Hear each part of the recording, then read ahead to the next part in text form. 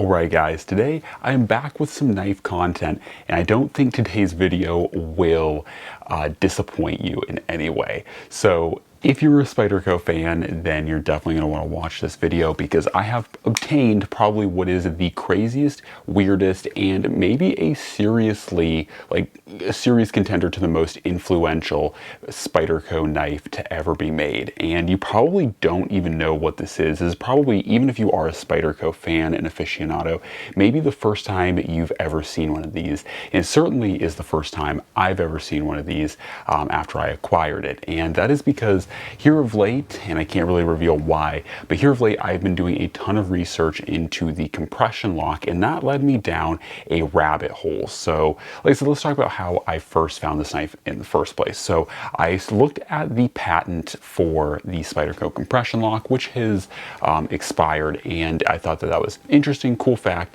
But the thing that I found the most interesting when I was looking at the patent is that if you go and look at the patent, it is a very weird looking knife that they submitted to the US Patent Office, and I was like, what the heck is this knife? Like, Spyderco clearly submitted a patent with this weird rhino horn looking thing on here, and this was the knife of that patent, and I've never seen this Spyderco in the plethora of Spydercos that exist. So I did some looking into it and found the knife from the patent, and it is the Gunting or Gunting. I'm not quite sure how the two pronounce it, but it's basically like hunting, but without the H, and you put a G in there. So this is the Gunting, and this is originally designed to be a fighting knife. They did make trainer, dull or blunt training knives for this, but this is in its flesh and blood designed to be a fighting / utility knife. Now, I think generally this thing is designed with mostly fighting in mind, especially because when you look at the blade length versus the handle length, as you guys can see here, like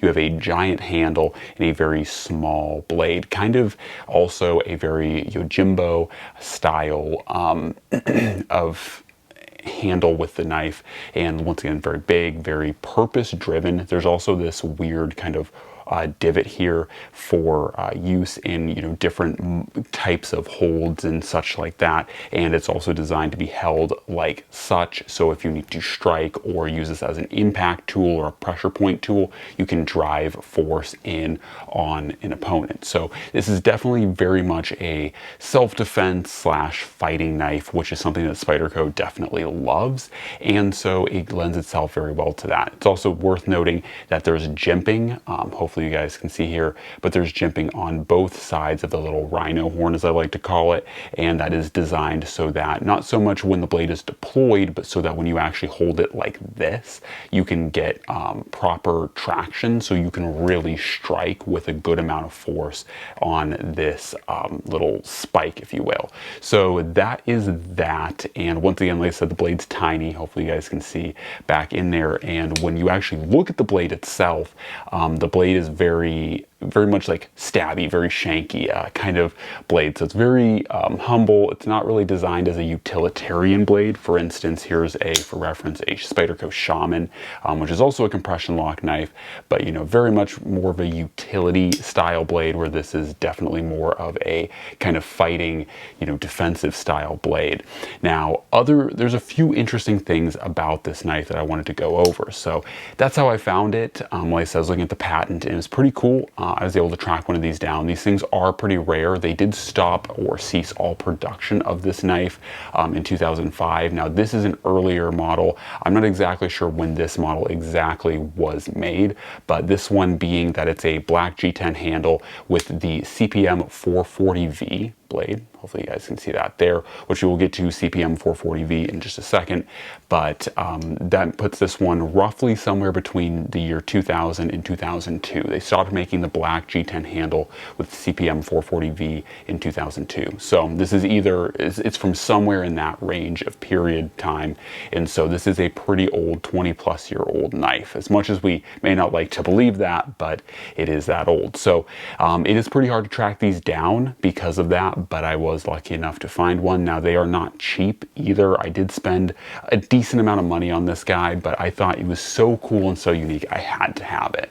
So let's talk about a few kind of specialty things. So first off, Like the Patent, and another thing I noticed was that when you look at a modern compression lock knife, something like this Spyderco Shaman, you'll notice that the compression lock is on, gosh, my thing is not wanting to focus, but you'll notice that the compression lock is on the right side of the knife. So this makes it far more easy to, do your one-hand opening, closing stuff. But originally, the first compression lock was actually, did I say on the right? I meant on the left. Oh my gosh.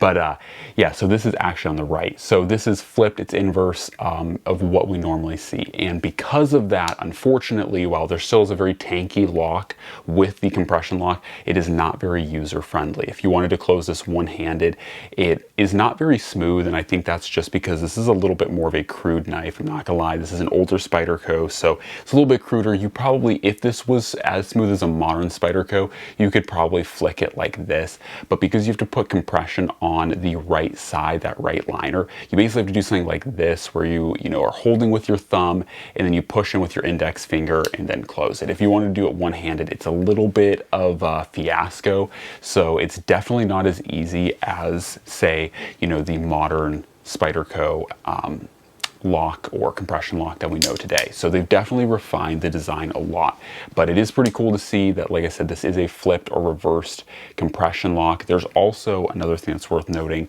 is that there's not as much of a cutout. It's kind of hard to show because these are on inverse sides, but hopefully you can see here that the compression lock on the modern compression lock knives are typically a lot more flared out than on the Gunting. So the Gunting is very shallow, very recessed, and it's very tucked up in there. Now, I do believe, another kind of last note about the compression lock, I do believe that the original Bram, or Brom, however you want to pronounce his name, was the pushing force to the compression lock, because he has gone on to make his own Guntings outside of Spyderco, and he has patented a puzzle lock in the 20-teens. I believe it was 2015, not entirely sure. I did some brief looking into it, but the Gunting is something that Bram makes himself now, and he uses a puzzle lock, which is extremely similar to the compression lock, but it uses essentially kind of almost like a dovetail lock.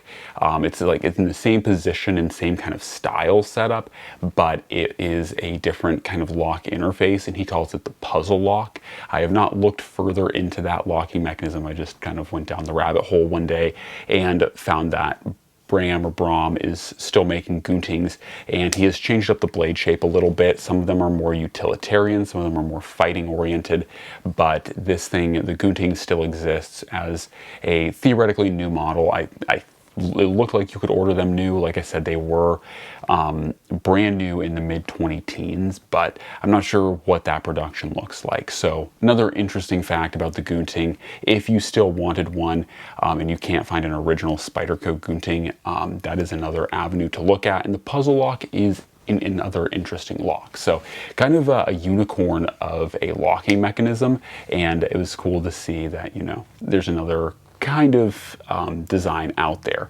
Now, the other thing that I wanted to talk about this knife is CPM 440V. Now, this is an interesting steel because I'm not always the most up to date on every single steel out there, and I initially, going into this, I got this knife and I was like, okay, 440V, right? That's probably like 440C, something like, because it's CPM 440V, so you guys can see there. So I was like, this is probably just a kind of powder metal version, a CPM version of 440C is what I was thinking. But actually, I cannot be further from the truth. CPM 440V is also metallurgically wise is the same exact thing as S60V, which is interesting because it actually has performance more akin to M390, Udaholm's M390, and so it has similar, slightly actually better edge retention, with it being slightly harder to sharpen than M390. So if you think about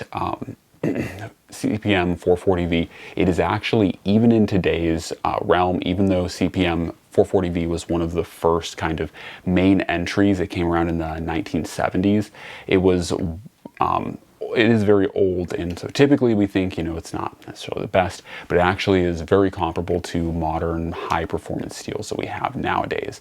So CPM 440V, while not very well known, is actually an incredibly high performing steel. And so it's kind of crazy to think that this knife back in, you know, 2000 to 2002 was offering really levels of performance that, like I said, were just now matching, you know, like about, you know, 15 to 20 years later. So it's pretty cool that this knife has that level of performance to it. Now, unfortunately, the CPM 440V blades, for whatever reason, Spyderco doesn't really go into it, but the CPM 440V blades were discontinued. Like I said, after 2002, they went over to CPM S30V. And I'm assuming this is probably because it's cheaper, easier to heat treat, and just more realistic for them on a production level.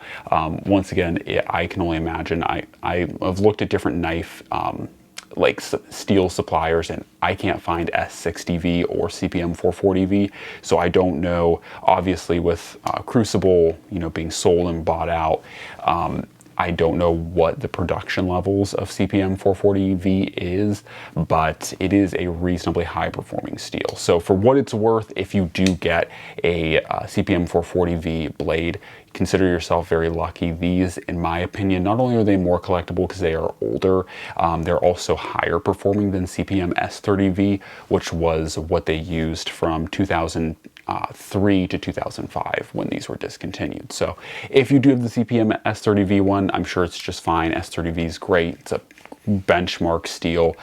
You know, Chris Reeve literally made that steel. So it's certainly a high performing steel, but don't be persuaded like I was that, you know, this is just some subsidiary of like 440C or 440A. This is definitely not a very different steel, but a noticeably higher performing steel than 440C or any of the non-CPM 440 blades. So it is worth noting that this is a pretty cool performing steel in that regard. Now, other things to know, it does have a very wacky clip. I will not necessarily be carrying this knife a ton. I just wanted it more in the collection because it's so unique. It's so crazy. And for me, when I collect knives, I like oftentimes like first iterations of things. Like I think this is a very cool knife because it is the first compression lock that Spyderco ever made and that was ever made. Like this was the first ever mass-produced compression lock knife. I use the terms mass-produced loosely in this regard because I don't think that this knife was made in high numbers or high units. But like I said, I do really think it is a really cool knife because we know of the Para 3, the Paramilitary 2, the Military 2 here. You know, we know of the Shaman. We know of so many really great compression lock knives that honestly are really high performers. I mean, the Paramilitary 2 is a staple. The Para 3 is this absolute staple. The Military 2, while newer, is still absolutely staple. Like I said, the Shaman or Shaman, whatever you want to call it, is a staple in the knife community. Like these are, you know, maybe not grail knives, but these are benchmark knives. These are things that people aspire to get when they're new to the community and really want to go after. And so, you know, when you have stuff like this, it's always cool to actually see what was the first knife, what was the actual predecessor, because to be fair, when it comes to Spyderco, they made the Gunting or Gunting with the compression lock and then didn't really touch the compression lock until the Paramilitary 2. I believe there was, I can't remember quite off the top, but I believe there was like the Gunting as the first compression lock knife, then one other knife, and then the Paramilitary 2, as far as like the history goes. So this compression lock, the original patent was filed in the year 2000, or it was either 99 or 2000. It was right around there. And then I believe they got it in 2001. And so there was like this lapse, this huge lapse in time where, you know, they made the Gunting in like 2001, 2000, you know, right around that time frame. And then they basically just sat on this patent for probably about, I think it was like 15 years before making the Paramilitary 2. So it's kind of crazy to think that, you know, like this was their first, they played around with it, they were like, cool, and then it wouldn't be like another 15 years until this came around effectively, and they really hit a huge success level with the compression lock. Now, that being said, the compression lock is not an easy lock to master and to make, and I think that that is definitely part of the reason why they kind of kept it on the shelf, but I'm not entirely sure. The history is probably there. Obviously, I'm sure Sal Glesser knows the history more intimately of the, compression lock than I do, but it would be kind of cool to actually know maybe why they took so much time between effectively this and this. But it would be cool. Like I said, I could imagine probably some of it was manufacturing. These are not easy locks to make by any stretch of the imagination, but it is pretty cool to see. So anyways, hopefully you guys have enjoyed taking a look and going down memory lane with the Gunting here. This is probably one of the oldest knives now in my collection, because once again, even if it was made in 2002, that still puts it in 2025 at 23 years old. And while it's certainly not super old, that is definitely an older blade. And so you can definitely tell, like, this is a pretty much brand new Spyderco Military 2. Just how much has changed. Integral, metal liners as opposed to, the just open and exposed liners. And even, I think it's something that I can't really convey through this, but just how much smoother the modern Spyderco compression lock is. Like, this drops shut. This thing, it's not bad, but even with oil, because I oiled it up, it is definitely, I wouldn't say crunchy, but it's just stiff. So anyways, it is pretty cool to see the innovation and the changes in it. Hopefully you guys have enjoyed the video. As always, God bless, and I'm out.